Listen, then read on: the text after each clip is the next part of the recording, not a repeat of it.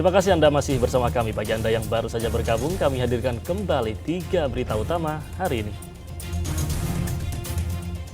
Polisi turunkan 600 personel untuk amankan rencana unjuk rasa massa di Pondok Pesantren Al Zaitun, Kabupaten Indramayu. Ribuan pencari kerja antri melamar pekerjaan pada bursa kerja di Soreang, Kabupaten Bandung. Seorang guru honorer di kota Cirebon ditangkap polisi karena diduga melakukan perbuatan cabul kepada muridnya.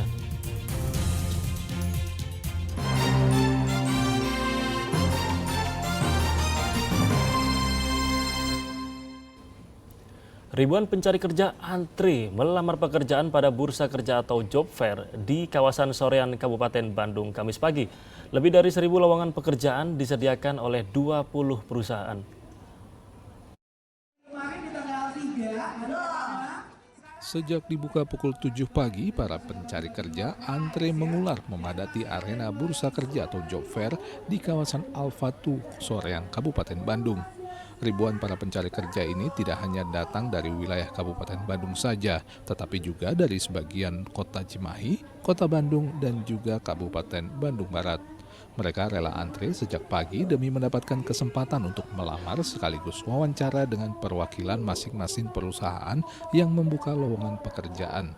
Sulitnya mendapatkan kesempatan kerja membuat para pencari kerja berduyun-duyun mendatangi arena bursa kerja ini. Job fair ini bagus ya buat bisa mewadahi kayak misalkan pencari kerja dengan perusahaan agar bisa lebih gampang itu buat mencari kerja. Udah ikut berapa kali nih buat jumpa? Baru 2 kali. Baru 2 kali. Iya benar. Terus harapan Teh terakhir gimana? Bisa dapat panggilan. Setelah mengikuti job fair ini bisa dapat panggilan lebih lanjut untuk mengikuti proses rekrutmen. Untuk bisa mengikuti bursa kerja yang diselenggarakan oleh Dinas Tenaga Kerja Kabupaten Bandung ini, para pencari kerja harus sudah lebih dulu mendaftar secara daring melalui aplikasi yang disediakan. Ini dilakukan demi menghindari adanya calo atau pungutan liar saat perekrutan tenaga kerja. Saat ini dari 20 perusahaan itu diperkirakan membutuhkan 1.500 orang. Di perusahaan yang ada di wilayah Kabupaten Bandung, di seluruh Kabupaten Bandung ini, dalam rangka untuk rekrutmen ini tidak ada pun pungli atau pungutan liar. Target ini kita sudah gambarkan dari mulai membentuk perusahaan baru dan juga lamaran-lamaran yang baru ini kurang lebih 35 ribuan. Bursa kerja digelar selama 3 hari hingga tanggal 9 Juli mendatang. Berbagai formasi dibutuhkan 20 perusahaan yang akan merekrut, diantaranya staf perkantoran, marketing, administrasi, mekanik hingga farmasi, dengan jenjang pendidikan mulai dari lulusan SMA sederajat, diploma hingga sarjana dengan total 1.500 lowongan kerja. Muhammad Abbas melaporkan dari Kabupaten Bandung. Selanjutnya harga bahan pangan di Subang, Majalengka, dan Kuningan kembali merangkak naik. Selain telur dan daging ayam, harga bumbu dapur termasuk cabai juga naik cukup tinggi dan menyulitkan warga.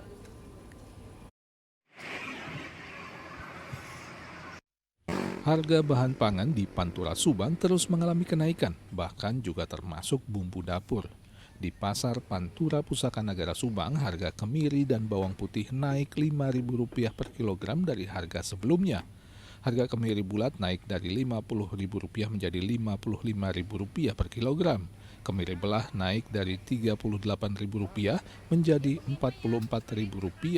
Sedangkan bawang putih naik dari Rp30.000 menjadi Rp35.000 per kilogram. Kenaikan juga terjadi pada telur ayam dari Rp30.000 menjadi Rp33.000 per kilogram. Telur Rp33.000, sama kemiri kalau yang pecat Rp44, kalau yang bulatnya hampir Rp55. Kok nggak turun-turun, malah naik? Kurang tahu ya, mungkin apa ya, dari apa nggak tahu lah pokoknya. Begitu juga dengan cabai. Harga cabai segar yang mahal membuat sebagian warga memilih menggunakan cabai kering yang lebih murah.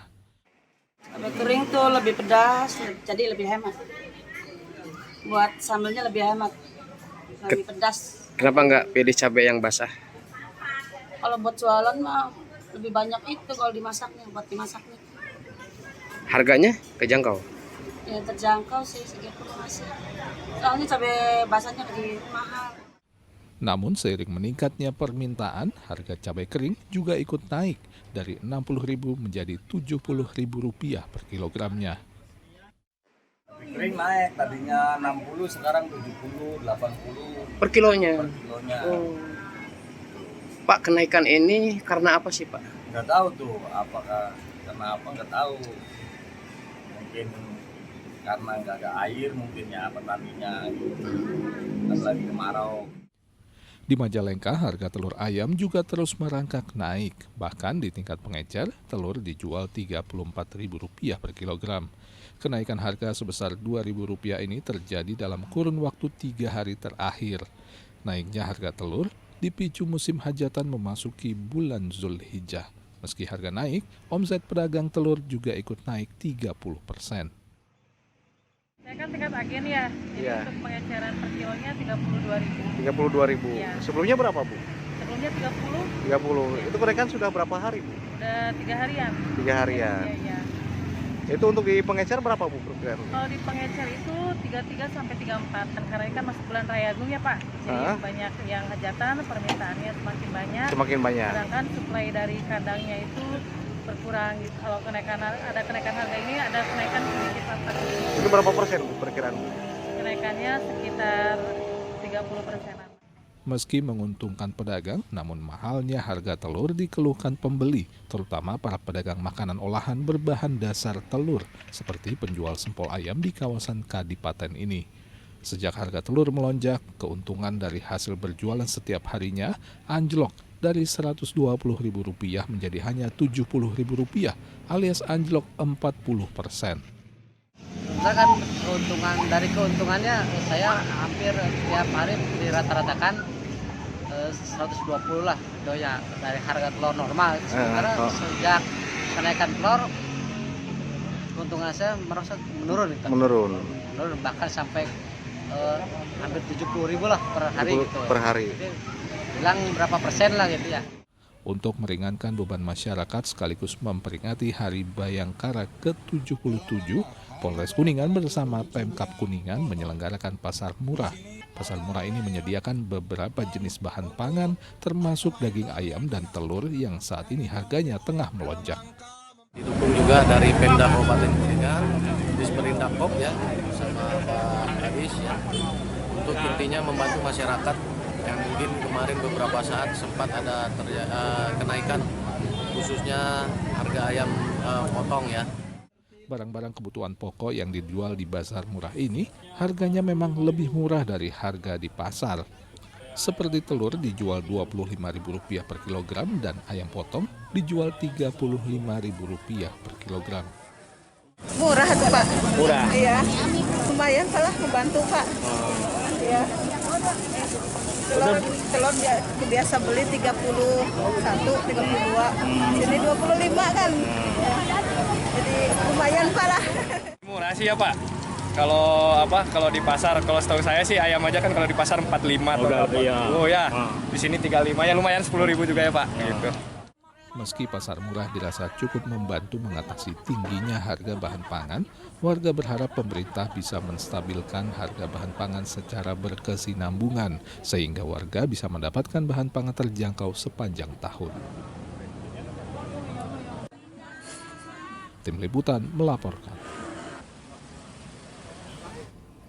Proses penerimaan peserta didik baru atau PPDB tingkat SMA di Kota Bogor mendadak heboh akibat ungkapan kecurigaan adanya kecurangan dalam perhitungan jarak ke sekolah dengan melakukan perpindahan kata keluarga.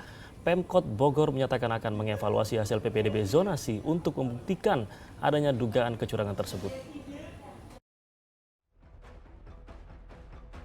Inilah curhatan warganet yang viral soal dugaan kecurangan yang terjadi pada penerimaan peserta didik baru PPDB sistem zonasi di salah satu SMA negeri di Kota Bogor. Dalam cuitannya, mereka mempertanyakan sistem zonasi yang dianggap tidak jelas pengukurannya dan dugaan praktik calo perpindahan kartu keluarga dadakan bagi peserta PPDB. Keluhan ini juga telah diterima Dewan Pendidikan Kota Bogor yang telah menerima aduan secara lisan di beberapa SMA negeri terkait pelaksanaan PPDB zonasi. Dewan meminta Pemkot Bogor mengevaluasi sistem PPDB zonasi yang telah dilaksanakan 4 tahun terakhir. Yang masuk itu kecurigaan dari masyarakat terhadap peserta didik lain. Jadi gini, ada orang tua siswa mendaftarkan anaknya yang tadinya aman, jaraknya aman, tiba-tiba berubah karena banyak yang jaraknya dekat. Sementara dia memang tinggal di dekat sekolah tersebut. Dia curiga yang dekat ke sekolah itu yang dia tahu tidak banyak anak sekolah, tapi kok yang daftar banyak gitu kan. Ya itu kan kecurigaan yang memang harus dibuktikan, tapi ada. Kami sih Dewan Pendidikan berharap ada evaluasi secara menyeluruh dari pemerintah terhadap efek dari penerapan aturan zonasi di dalam PPDB. Karena kenyataannya banyak masyarakat mengungkapkan kekecewaannya. Kesempatan mereka untuk bersaing ke sekolah yang mereka tuju ini terganggu dengan banyaknya keanehan-keanehan yang mereka curigai terhadap jarak si pendaftar terhadap sekolah yang makin tahun ini makin dekat gitu. Menanggapi keluhan warga, Pemkot Bogor menyatakan akan menelusuri perubahan data kependudukan para peserta PPDB, terutama di areal dekat lokasi sekolah yang menjadi incaran. Saya juga perintahkan Dukcapil, Dinas Pendidikan, Camat dan Lurah untuk membantu mengumpulkan data-data. Kita akan telusuri pergeseran perubahan kartu keluarga, kemudian data-data di sekolah-sekolah favorit, dan juga kita ingin lihat langsung yang dikeluhkan oleh warga apa saja. Jadi hari ini kita kumpulkan, besok kita finalisasi, dan besok sore saya akan cek langsung ke lokasi-lokasi yang dicurigai menjadi tempat penitipan dari kartu keluarga. Hasil evaluasi ini diharapkan bisa menyempurnakan penerimaan peserta didik baru sistem zonasi ke depannya, terutama mencegah berbagai modus kecurangan untuk mensiasati persyaratan lokasi tempat tinggal yang lebih dekat ke sekolah, sehingga siswa yang diterima memang benar-benar siswa yang bertempat tinggal dekat dengan sekolah tujuan. Iwan Kurniawan melaporkan dari Kota Bogor.